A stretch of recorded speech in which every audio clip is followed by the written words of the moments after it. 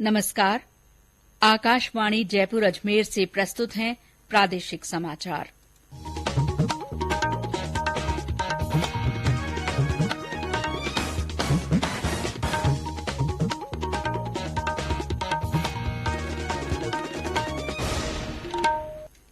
मुख्य समाचार।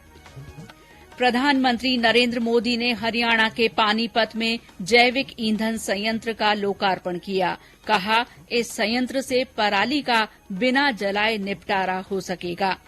राज्य सरकार ने पशुओं में लंपी त्वचा रोग से बचाव के लिए गोट पॉक्स वैक्सीन लगाने पर रोक लगाई।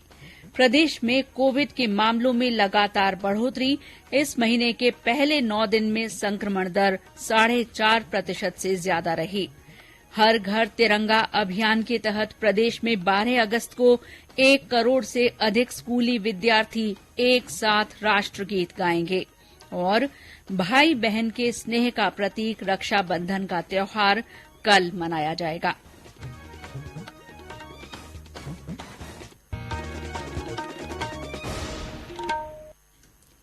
समाचारों के साथ मैं शीला चावला। और अब समाचार विस्तार से। प्रधानमंत्री नरेंद्र मोदी ने आज हरियाणा के पानीपत में 2G एथेनॉल संयंत्र का वीडियो कॉन्फ्रेंस के माध्यम से लोकार्पण किया। इस संयंत्र में सालाना लगभग 3 करोड़ लीटर एथेनॉल का उत्पादन करने के लिए 2 लाख टन चावल की पराली का उपयोग किया जाएगा। इस अवसर पर प्रधानमंत्री ने कहा कि पिछले 7-8 वर्ष में पेट्रोल में एथेनॉल मिलाने से देश के करीब 50,000 करोड़ रुपए विदेश जाने से बचे हैं। उन्होंने कहा कि इस संयंत्र से पराली का बिना जलाए निपटारा हो सकेगा। पराली जलाने से धरती मां को जो पीड़ा होती थी, उस पीड़ा से धरती मां को मुक्ति मिलेगी। जो ये नए जैविक ईंधन प्लांट लग रहे हैं, इन सब से ग्रीन जॉब का क्षेत्र मजबूत होगा। तो पराली किसानों के लिए बोझ थी, परेशानी का कारण था, वही उनके लिए अतिरिक्त आय का माध्यम बनेगी। पर्यावरण की रक्षा में किसानों का योगदान और बढ़ेगा। देश को एक वैकल्पिक ईंधन भी मिलेगा। ये संयंत्र देश में जैव ईंधन के उत्पादन और उपयोग को बढ़ावा देने के सरकार के विभिन्न उपायों के तहत लगाया गया है तथा ऊर्जा क्षेत्र को अधिक सुलभ, सक्षम और कुशल बनाने के प्रधानमंत्री के प्रयासों के अनुरूप है। आज विश्व जैव ईंधन दिवस है। इसका उद्देश्य पारंपरिक जीवाश्म ईंधन के विकल्प के रूप में गैर जीवाश्म ईंधन के महत्व के बारे में जागरूकता पैदा करना है। इस साल की थीम है कार्बन न्यूट्रल वर्ल्ड की ओर जैव ईंधन। ये दिन सर रुडोल्फ डीजल के अनुसंधानों को सम्मान देने के लिए भी मनाया जाता है, जिन्होंने साल 1893 में मूंगफली के तेल से इंजन चलाया था। आज विश्व शेर दिवस मनाया जा रहा है। इसका उद्देश्य शेरों के बारे में जागरूकता पैदा करना और उनके संरक्षण के लिए तुरंत ध्यान देने की जरूरत पर बल देना है। पर्यावरण और वन मंत्री भूपेंद्र यादव ने एक ट्वीट संदेश में कहा कि एशियाई शेरों की संख्या 29% बढ़ी है। उन्होंने इस बात का उल्लेख किया कि शेरों के निवास स्थान का क्षेत्र 2015 में 22,000 वर्ग किलोमीटर था, जो 2020 तक 30,000 वर्ग किलोमीटर हो गया है। प्रदेश में लंपी त्वचा रोग से बचाव के लिए गायों को लगाई जा रही गोट पॉक्स वैक्सीन के उपयोग पर रोक लगा दी गई है।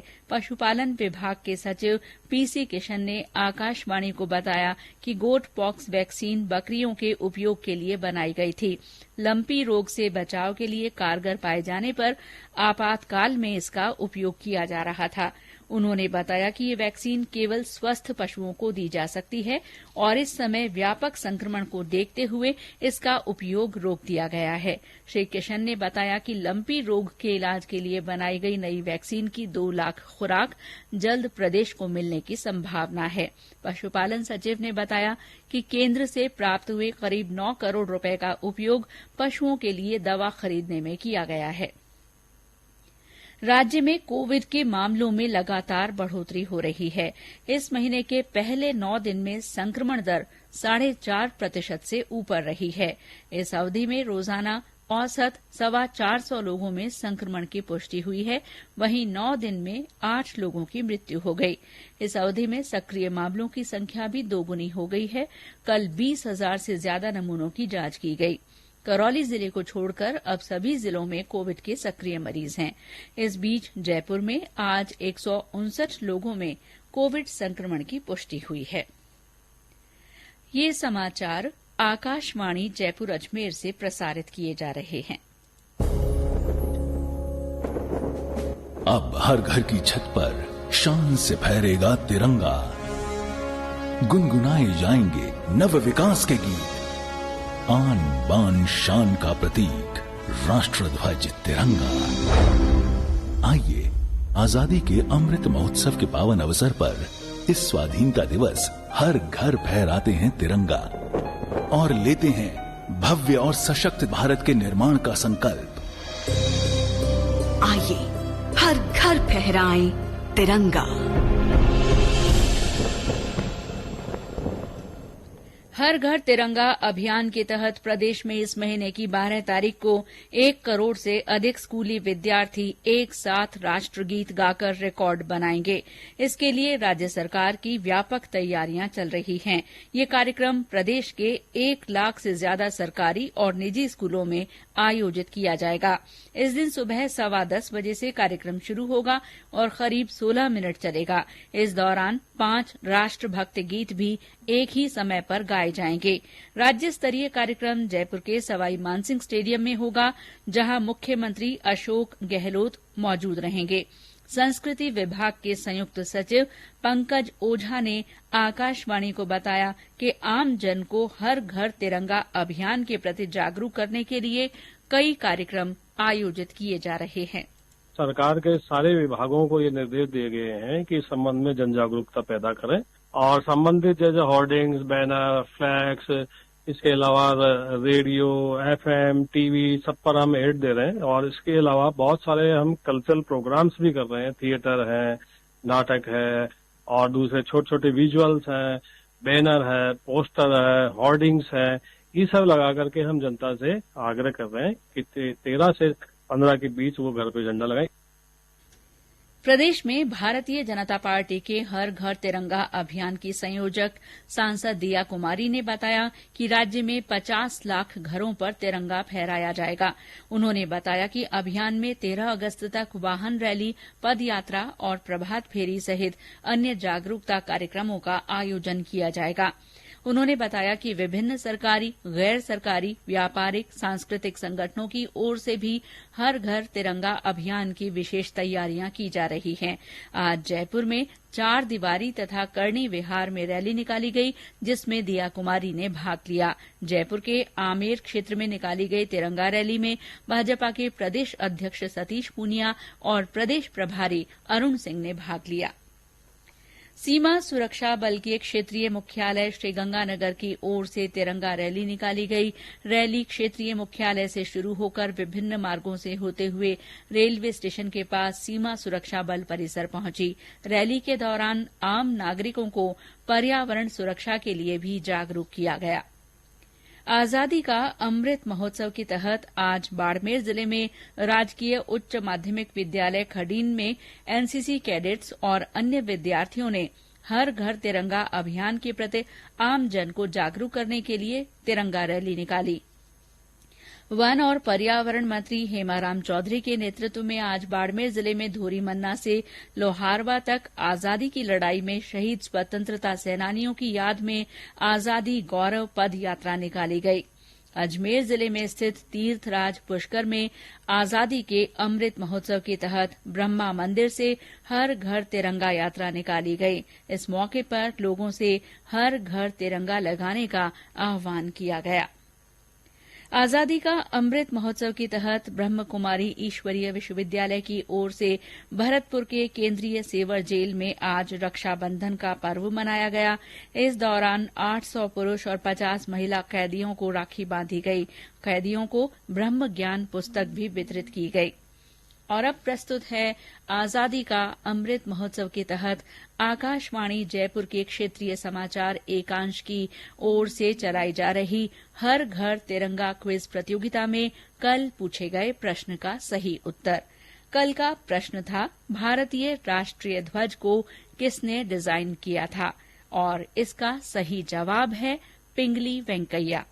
और कल के प्रश्न के सबसे पहले सही जवाब भेजने वाले 3 विजेताओं के नाम हैं श्रीगंगानगर के श्रीकरणपुर के प्रमोद बाना, श्रीगंगानगर के ही जसवंत सिंह और नागौर जिले के लाडनू के नाजमीन। तीनों विजेताओं को प्रतियोगिता के सह आयोजक इंडियन ऑयल कॉरपोरेशन लिमिटेड की ओर से पुरस्कार भेजे जाएंगे। क्विज के तहत अगले प्रश्न के लिए आगामी मंगलवार शाम 6:30 बजे और 6:45 बजे का प्रादेशिक समाचार बुलेटिन जरूर सुनें। भाई बहन के स्नेह का प्रतीक रक्षाबंधन का त्योहार कल मनाया जाएगा। बहनें अपने भाइयों की कलाई पर रक्षा सूत्र बांधेंगी और भाई अपनी बहनों को रक्षा का वचन देंगे।